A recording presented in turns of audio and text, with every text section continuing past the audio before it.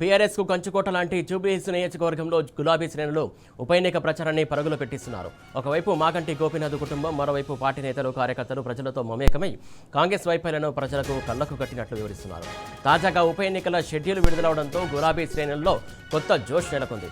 BRS party కంచుకోటగా పేరుగాంచిన Jubilee Hills assembly నియోజకవర్గంలో ప్రచారం ఊపందుకుంది. ప్రత్యర్థి పార్టీలో నిర్వహించినటువంటి సర్వేల్లోనూ ఓటర్లు బీఆర్ఎస్ పార్టీకే పట్టం కడుతున్నారు. గోపన్న చేసినటువంటి మంచి పనులను స్మరించుకుంటూ ఆయన సతీమణి వెంట వేలాదిగా కదులుతున్నారు. దశాబ్ద కాలంగా వరుస విజయాలతో గులాబీ పార్టీ తిరుగు లేకుండా నియోజకవర్గంలో దూసుకుపోతున్నది. మరోవైపు ఎల్లుండి నుంచి నవంబర్ 9వ తేదీ వరకు విస్తృత స్థాయిలో కేటీఆర్ ప్రచారం చేయబోతున్నారు.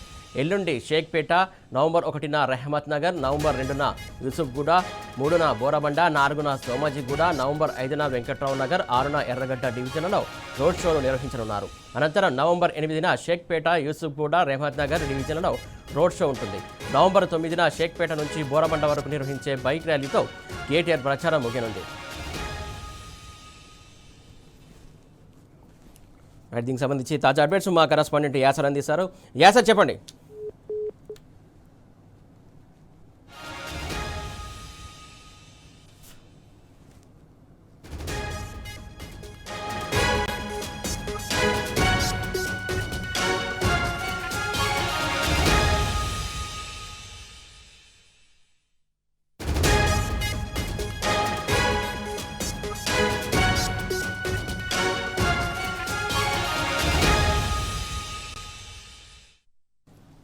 దీనికి సంబంధించి తాజా అప్డేట్స్ మా కరెస్పాండెంట్ యాసర్ అందిస్తారు. యాసర్, చెప్పండి, జూబ్లీ ప్రచారానికి సంబంధించి తాజా అప్డేట్స్ ఏంటి?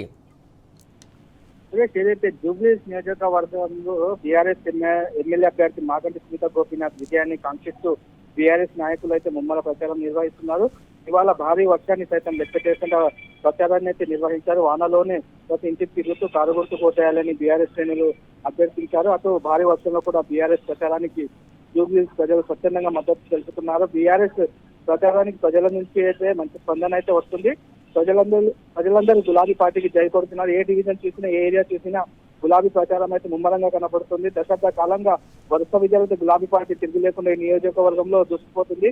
ఏదైతే కాంగ్రెస్ పార్టీలను టార్గెట్ చేస్తూ బీఆర్ఎస్ శ్రేణులు ప్రచారాన్ని ముమ్మరం చేస్తున్నారు.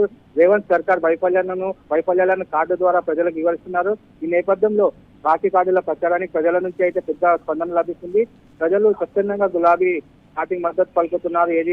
ఏది ఏమైనప్పటికీ జూబ్లీహిల్స్ లో మాత్రం బీఆర్ఎస్ ప్రచార హోరుకు కాంగ్రెస్ కావచ్చు, బీజేపీ కావచ్చు, రెండు జాతీయ పార్టీలు ముందు నిలవలేకపోతున్నాయి. అటు ప్రచార హోరు, మరోవైపు తేలికల జోరుతో గులాబీ పార్టీ టాప్ స్పీడ్ లో వెళ్తుంది. అటు బీఆర్ఎస్ శ్రేణులకు డివిజన్ వారీగా బీఆర్ఎస్ వర్కింగ్ ప్రెసిడెంట్ ఎప్పటికప్పుడు సమావేశాలు, కాన్ఫరెన్స్ నిర్వహించి ఎప్పటికప్పుడు నిర్దేశం చేస్తున్నారు. కేటీఆర్ ఆదేశాల మేరకు డివిజన్ ఇన్ఛార్జీలు తమకు నిర్దేశించిన డివిజన్లలో ప్రచారాన్ని అయితే పరుగులు పెట్టిస్తున్నారు. ఓవైపు బీఆర్ఎస్ శ్రేణులు, మరోవైపు మాగంటి కుటుంబ సభ్యులు మాత్రం ప్రచారంలో అయితే దూసుకెళ్తున్నారు. మరోవైపు దివంగత ఎమ్మెల్యే మాగంటి గోపీనాథ్ సేవలని ప్రజలు స్మరించుకుంటూ ఆమె సతీమణి మాగంటి సునీతను జనం హక్కున చేసుకున్న పరిస్థితులు అయితే మనకు కనపడుతున్నాయి. ఆమె నాయకత్వానికి జూబ్లీహిల్స్ నియోజక ప్రజలు అయితే జై కొడుతున్నారు. ఇప్పటికే బీఆర్ఎస్ అభ్యర్థి మాగంటి సునీత గోపీనాథ్ నియోజకవర్గంలో అన్ని డివిజన్లో పర్యటించే కార్యకర్తలను, ఒక్కొక్క కార్యకర్తను కలుస్తూ బీఆర్ఎస్ హయాంలో జరిగిన అభివృద్ధిని ఓటర్లను వివరిస్తూ ఓటర్లను అభ్యర్థిస్తున్న పరిస్థితి అయితే మనం చూస్తున్నాం. అటు బీఆర్ఎస్ వర్కింగ్ ప్రెసిడెంట్